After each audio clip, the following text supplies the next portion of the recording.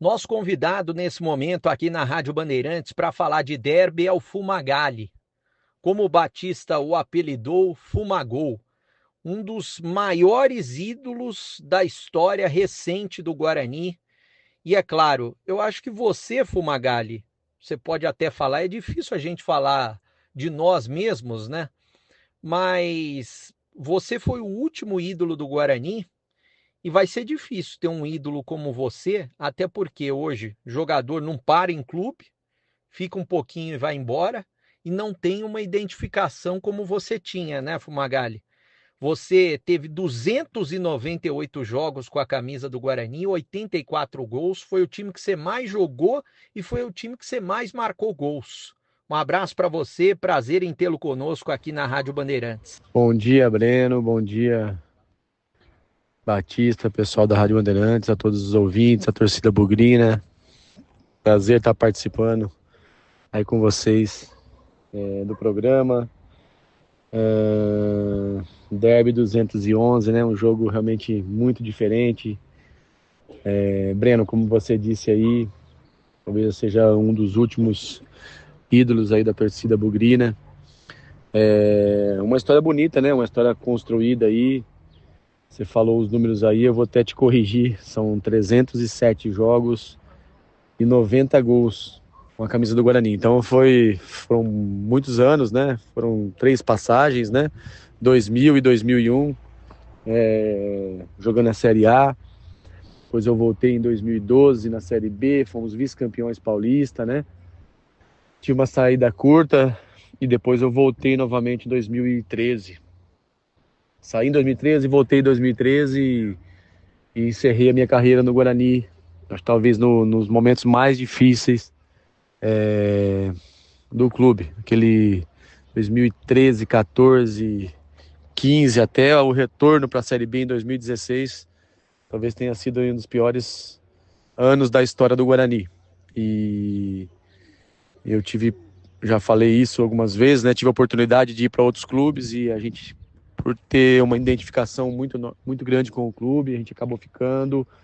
E eu era um torcedor dentro de campo naquele momento, me via dessa forma, né? Tentando ajudar da melhor maneira possível e conseguimos, em 2016, recolocar o Guarani na Série B. E depois, em 2018, no final da minha carreira, conseguimos ajudar a recolocar o Guarani na Série A1 do Campeonato Paulista, onde está, né, até hoje. Então, assim, eu tenho um orgulho enorme, uma gratidão enorme aí pela torcida bugrina, pelo Guarani, por tudo que me proporcionou na minha carreira também. Hoje eu sou reconhecido aqui fora muito pelo que eu fiz com a camisa do Guarani. Então, para mim é um prazer enorme, uma honra fazer parte da história de um clube gigante como o Guarani. E esperamos que no derby de hoje, tenho certeza que, pelo momento que vive, tem tudo para fazer um grande jogo e começar com o pé direito aí esse quadrangular. Agora, suas passagens no Guarani, né, foram em anos diferentes, períodos diferentes, e o clube estava de maneira diferente, né? A sua passagem inicial, o Guarani estava bem, em Série A do Brasileiro, esse tipo de situação. Você jogou 2 derbys em 2001. Inclusive jogou com o Gleger, que é nosso comentarista aqui na Bandeirantes, né? Aquele seu primeiro derby, 2001, o Guarani virou o jogo, o Washington tinha marcado primeiro, você marcou gol. Eu imagino que é marcante até hoje para você. O que você pode falar daquele primeiro derby? Ô Breno, realmente esse derby 2001 é muito marcante, né? Eu faço gol, a Ponte tinha uma grande equipe, né? Tava na classificação geral, estava bem acima, né? O Gleger jogou também, né? Jogamos juntos, né? Nessa partida, né? Foi um jogo realmente, o brinco de ouro lotado. Naquela época ainda podia as duas torcidas, né? Então foi uma festa muito bonita e um gol muito marcante. Eu lembro que o Luiz Fernando chutou, se não me engano, o Alexandre, o goleiro, ele deu o rebote, a bola bateu na trave, eu cheguei só para conferir e nós conseguimos uma grande vitória ali, um grande jogo. Realmente é um jogo marcante. Eu tenho a camisa desse jogo guardada em casa até hoje. E aquele jogo faziam 15 anos que, que o Guarani não perdia para a Ponte. Então a gente teve até uma brincadeira no final ali, dançou a valsa de 15 anos, enfim, foi muito marcante aí. Foi um derby naquele momento de Série A. Um jogo inesquecível aí para mim também, tá? O segundo derby de 2001 você jogou também e foi um jogo difícil para o Guarani, né? O que você pode falar daquele jogo também no Brinco de Ouro? Ah, esse jogo de 2012 aí foi incrível, né, Breno? Foi também. Todos os derbys foram inesquecíveis aí pra mim, né? Mas esse aí também teve um sabor muito especial porque jogando fora, né? Jogando no Moisés, a gente perdia, um jogo tenso, né? Campeonato Paulista 2012 e duas expulsões já no jogo. A Ponte tinha perdido um pênalti, né? Estava ganhando o jogo de 1-0 e aos 43, 44 do segundo tempo sai um pênalti. Se eu não me engano, o Gerson derrubou o Ronaldo dentro da área. E eu peguei a bola, bati forte, cruzado no ângulo do goleiro do Lauro, se não me falha a memória, era Lauro. E a gente conseguiu um ponto aí importante. Ainda tinha as duas torcidas. Lembro que no final do jogo nós fomos lá atrás do gol, com a nossa torcida comemorar. E depois na volta pro brinco, ali onde na entrada do vestiário, estava lotada da torcida bugrina fazendo a festa. Enfim, foi um jogo incrível. Ter feito ali o gol de empate numa cobrança de pênalti.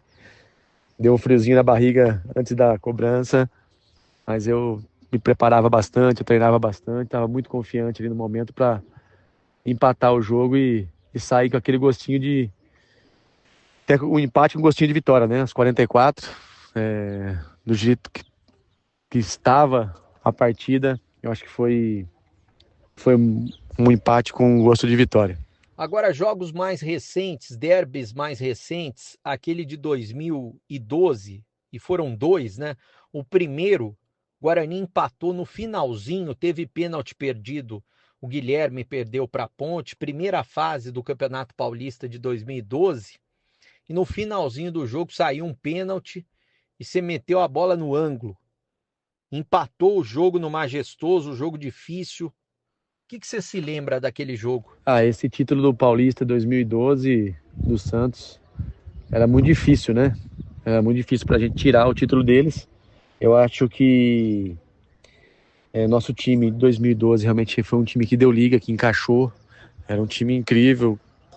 Professor Vadão, o Wellington Monteiro, Danilo Sacramento, Fabinho, Domingos, Neto, Emerson goleiro, Bruno, Osiel, meu Deus, era Fábio Bahia.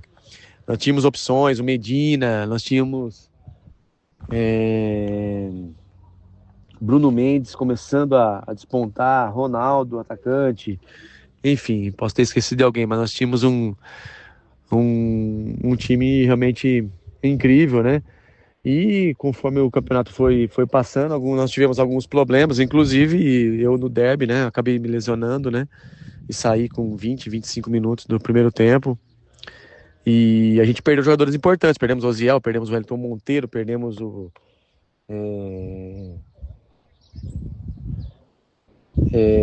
Neto.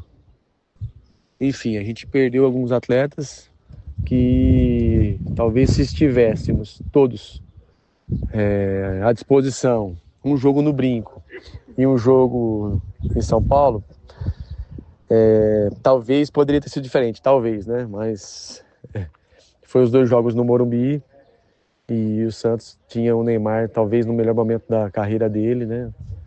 Uma crescente, e o time do Santos, né? Tinha grandes jogadores, Allan Kardec, Ganso, Arouca numa grande fase, enfim. Tinha uma equipe que era difícil de ser batida, né?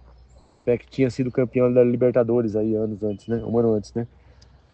Então, assim, eu acho que a gente foi no nosso limite e fizemos uma campanha digna, uma campanha que com certeza ficou marcada aí pelo torcedor bugrino. Agora, falando de derby, o que você pode falar a respeito de treinadores que passaram com você em derbys? Principalmente do Vadão, né? Que era o Mister Derby. Breno, o Vadão era incrível, né, cara? A gestão dele, o dia a dia, era um dia a dia leve, era um dia a dia calmo, tinha todo mundo na mão, os jogadores, todo mundo respeitava. Enfim, ele sabia a maneira de jogar os derbys, ele passava essa tranquilidade aí pro time e, e isso era, a tranquilidade dele era contagiante, né? Claro, tranquilidade, mas passava a importância dos jogos, passava pra gente a importância, né, de estar concentrado, de estar focado, de jogar com alma, de jogar com o coração realmente na ponta da chuteira. E eu acho que ele conseguia passar isso para toda a equipe. Tanto é que ficou aí na história aí do Guarani como o Mister Derby, né? Do Guarani da Ponte, né? Que ele jogou do outro lado e não perdeu, né? Então fica aqui também a minha homenagem ao Vadão, que foi realmente um dos grandes treinadores que eu tive a felicidade de trabalhar. Eu sei que você vai estar na torcida acompanhando o jogo do Brinco de Ouro.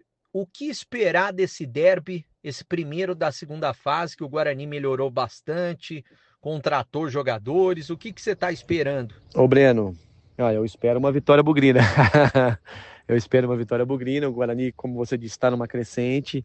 Eu acho que precisa ainda melhorar, precisa evoluir e está evoluindo desde a chegada do Matheus, né? Eu acho que a equipe vem crescendo de produção e fator casa importante nesse momento, né? A torcida bugrina com certeza vai lotar o Brinco, vai fazer uma grande festa, vai apoiar do início ao final. Isso conta muito para os atletas e eu espero que a gente possa estar numa tarde, noite aí inspirados, atletas confiantes, né? Para que nós possamos fazer uma grande festa do lado de fora, a torcida e os jogadores em campo possam desempenhar o melhor futebol para sair com essa vitória. Estou muito confiante mesmo e tenho certeza que nós vamos sair vitoriosos. Fumagalli, obrigado pela sua participação na Rádio Bandeirantes. Um abraço para você e é sempre um prazer ouvi-lo por aqui. Ô Breno, obrigado pela oportunidade.